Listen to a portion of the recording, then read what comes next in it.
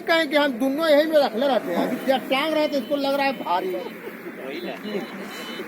उत्साह के साथ आज 18 सितंबर 2022 को सारे अपने अपने अभियान में लगे हैं। सारे लोग जितने भी हैं ये सुबह से ही लगे हुए हैं और हर तरफ पर मेंटेनेंस से लेकर के जितने भी तरह की काम है उसको ये लोग पूरा करने के लिए अपने पूरी ताकत के साथ लगे हुए हैं और एक संदेश दे रहे हैं प्रकृति को सुंदर बनाने के लिए, प्रकृति को हरा भरा बनाने के लिए, प्रकृति को निरोगी बनाने के लिए। इन शब्दों को कहने का मतलब एक ही है कि इस बुद्ध की धरती, सम्राट अशोक की धरती, महावीर की धरती से कि पूरे दुनिया में हरियाली आए और जब तक हरियाली नहीं आएगी तब तक खुशहाली नहीं आएगी। हरियाली और खुशहाली का संबंध पेड़ से ही है। लीजिए लीजिए लीजिए, इधर फेंक रहे हैं, देखिए तो सर ये फेंका रहे हैं रास्ते में। देखिए देखिए लोग, योद्धा लोग, प्रकृति प्रेमी लोग अपने अंजाम देते हुए इस सुंदरता के साथ लगे हुए हैं। इस पाटलिपुत्र की धरती गंगा पथ से मैं इतना ही कहना चाहूँगा कि प्रकृति के लिए समय निकालिए और प्रकृति को हरा भरा बनाइए, क्योंकि प्रकृति की हरियाली में ही मानवता की खुशहाली है।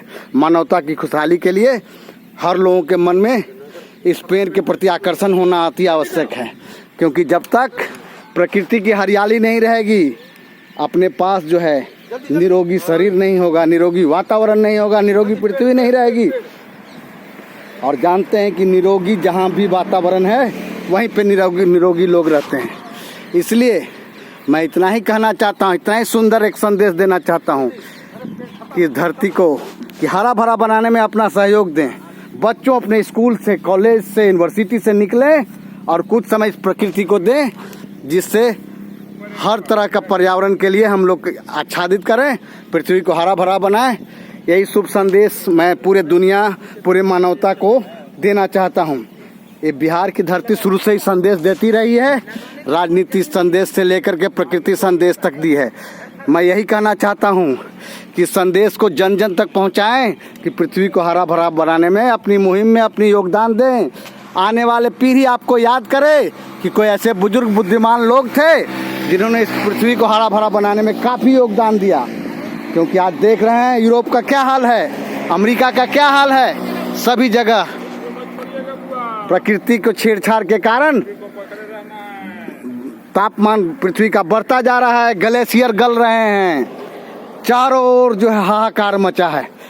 यूरोप में तापमान इतना हो गया है कि घर में रहना मुश्किल हो गया है। उसी तरह से हम ये भी चाहते हैं कि ये प्रकृति खुशहाल रहे, हरी भरी रहे, जिससे कि हम लोग विनाश को टाल सकें और विकास में अपनी जो है योगदान को बढ़ा दें। और इस योगदान को बढ़ाने में हम इतना ही चाहते हैं कि हर लोग अपने तन मन धन से लगें और इस प्रकृति को जितना भी सुंदर बनाने में मदद कर सकें तो मदद करें।